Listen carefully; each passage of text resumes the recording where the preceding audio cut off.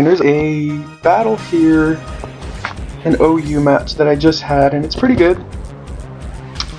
So let's see, should I do slow, normal? Let's see, I'll have the music on. That'll be cool. So let's play it back. Just slow.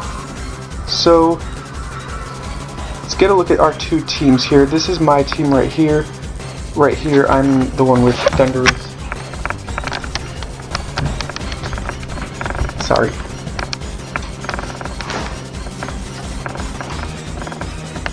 Sorry about that, I had to zoom real quick. Anyways, I have Thunderous on my team. My opponent is the one with the Smeargle, so I am on this side right here.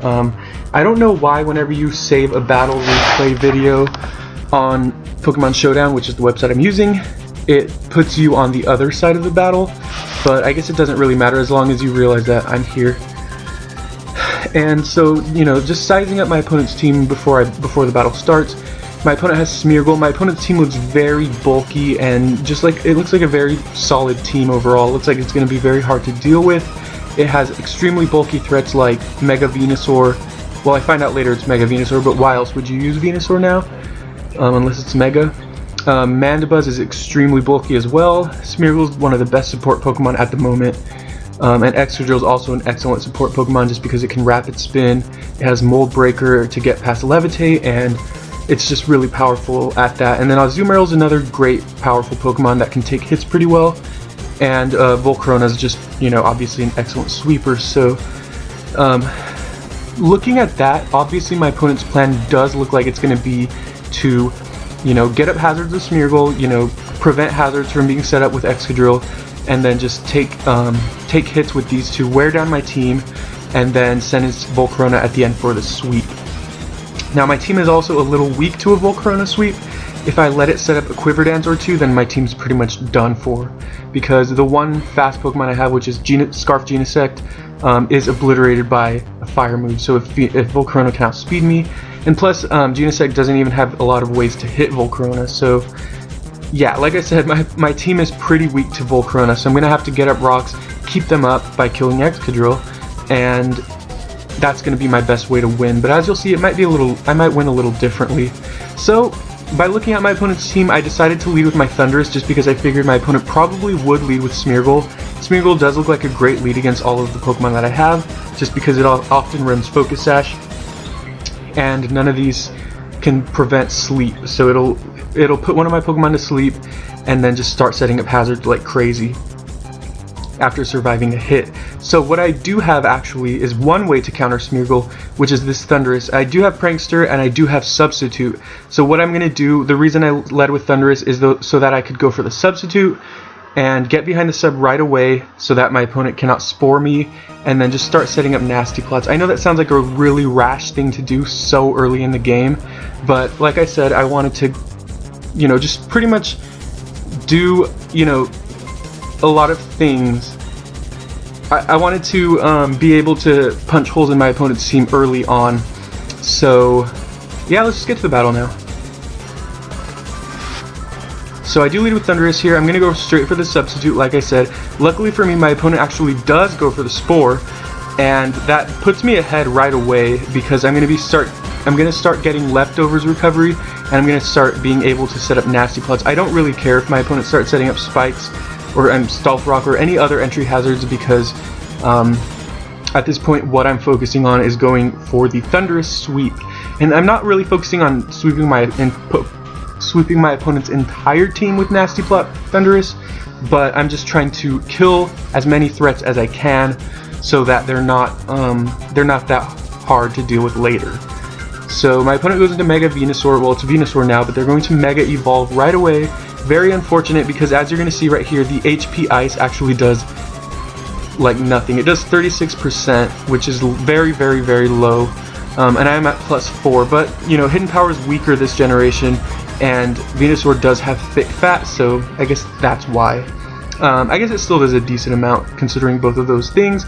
My opponent breaks my sub with Sludge Bomb, and then here what I'm going to do is go for Substitute again, predicting my opponent to go for like Leech Seed or Sleep Powder or something, and they actually do, so that's a good play on my part because I'm going to get behind a sub again, and I'm going to be able to get off more damage on this Venusaur.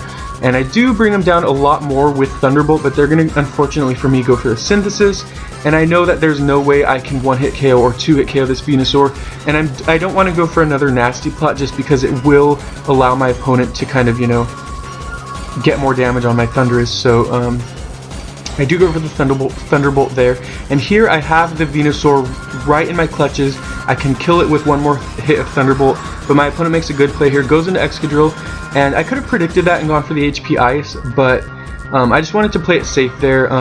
You know, I do have the upper footing at this point in the battle, and I didn't want to throw that off by taking a big risk, so I was fine with that. I am able to hit this Excadrill down a lot with the Hidden Power Eye, and I figured I could survive a Rock Slide as well.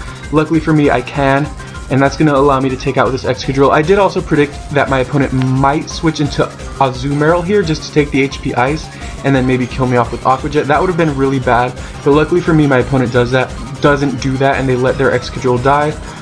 So like I said, you know, the fact that Excadrill is down is really good for me because it will allow me to potentially get at my rocks later and threaten the Volcarona.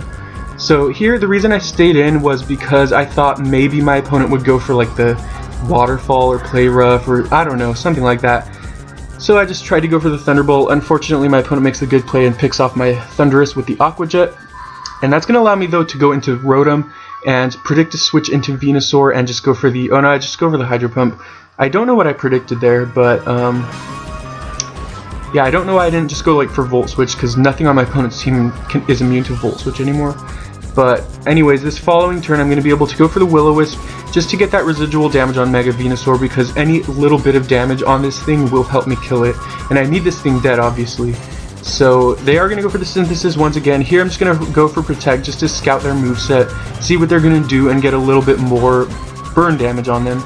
They do reveal Giga Drain here though, which is bad for my Rotom, meaning I cannot stay in anymore. I thought I could wall it because I thought it only had like Sludge Bomb and Leech Seed, but because it has Giga Drain, you know, that is a lot more threatening to my Rotom, and I do need my Rotom just overall just because it's a great utility Pokemon. So here I'm going to go into Scizor, knowing I can take a Giga Drain. I am immune to Sludge Bomb, and Leech Seed isn't that big of a problem either. And I'm going to Mega Evolve here, go for the Defog, and get rid of the rocks on my side of the field, just because my team functions by switching out a lot. And so because of that, you know, I need entry hazards out of the way so that my Pokemon can switch in without taking too much damage. Here my opponent goes into their very, very bulky Mandibuzz. They're going to take that U-turn very, very, very well. But I'm not a physical, I'm not an offensive Mega Scizor, I'm actually more of a defensive one, so that might be another reason why. But they're going to go for the Volt Switch there, very good play on their part. They do switch me out into a Zelf. Sorry, they go for the Whirlwind, not Volt Switch. I think I said Volt Switch, but anyways, a Zelf's U-turn is also not going to do barely anything to Mandibuzz, and I just wanted to go back into Rotom, and here I think they go for the knockoff just to get rid of any of my Pokemon's items, which is really good for my opponent, and it's going to do a lot regardless. And that's pretty unfortunate for me that they get rid of my Rotom's leftovers. That's going to kind of come back to bite me later on, as you'll see. And so now my opponent's going to finally go into Venusaur. Mega Venusaur and Mandibuzz do prove in this battle to be a very, very good defensive core. They both can take hits all day long, and they both have reliable recovery in the forms of Synthesis and Roost respectively, and they also have a lot of good utility moves in general. So maybe that's a core that I'll try out myself. But anyways, back to the battle. I do go back into Azelf, and my opponent is going to go for the Synthesis again. Obviously that's very annoying, but like I said, the burn is helping me whittle down this Venusaur.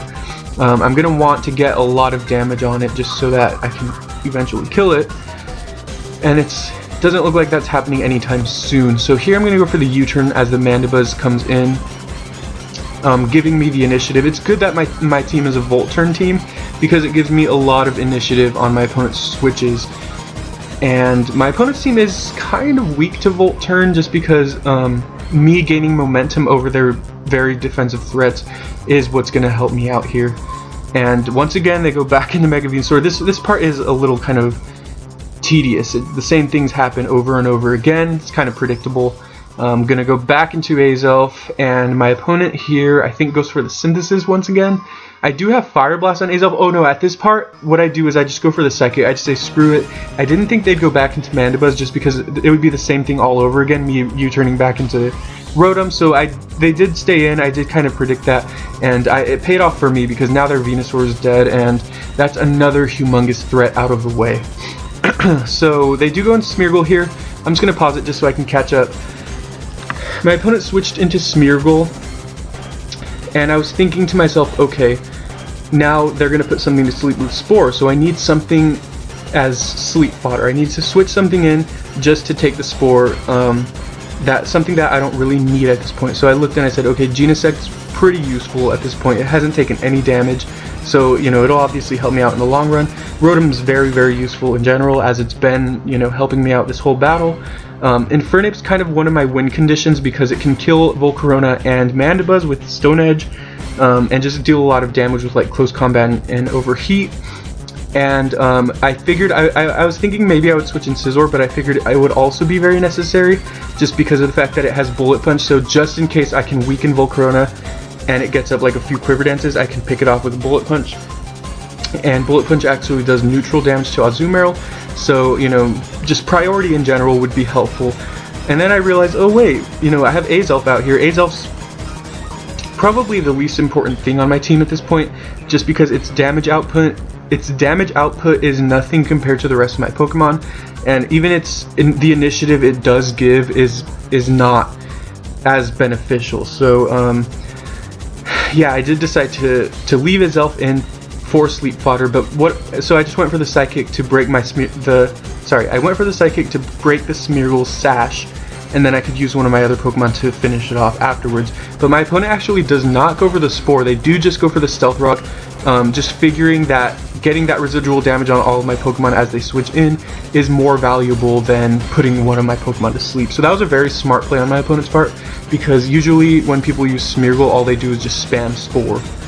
So it's good that my opponent's thinking, you know, they're being aware of Smeargle, what Smeargle can do, rather than just doing what everyone else who uses Smeargle does. So anyways, yeah, so that is going to allow me to take it out in 2 hits of Psychic. I think I just go for the U-turn right here, as you'll see. We'll resume battle. Go for the U-turn, finish it off.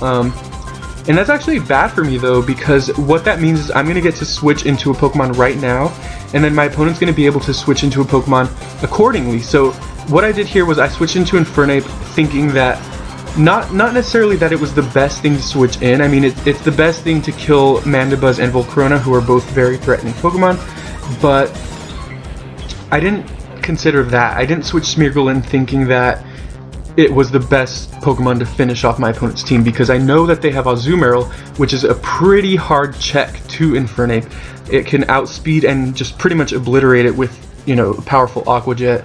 And just in general, it can take hits from Infernape very, very well. So what I did was I went into Infernape knowing that if I do that, my opponent will bring out Azumarill, and I figured that could give me a little bit of initiative, because it might make them kind of, you know, become mindless to the fact that Azumarill can easily kill Infernape, so it might make them want to do that and not predict as, you know, as thoughtfully as otherwise.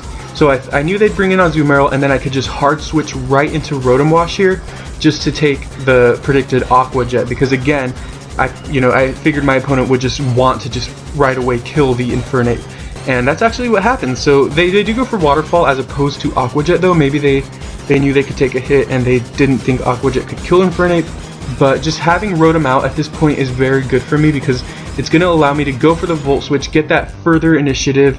Volt Switch was easily just the best move to go for at that point, because it hits Mandibuzz and Azumarill for super effective damage, and just gets damage on Volcarona in general. So here I'm free to just go for the Stone Edge. It'll kill Volcarona, deal a lot of damage, and maybe kill Mandibuzz, and just get some, you know, important damage on Azumarill. So they just decided to leave their Volcarona in, I guess, maybe thinking I would overpredict or something, but that's not the case. So here, this is another interesting part.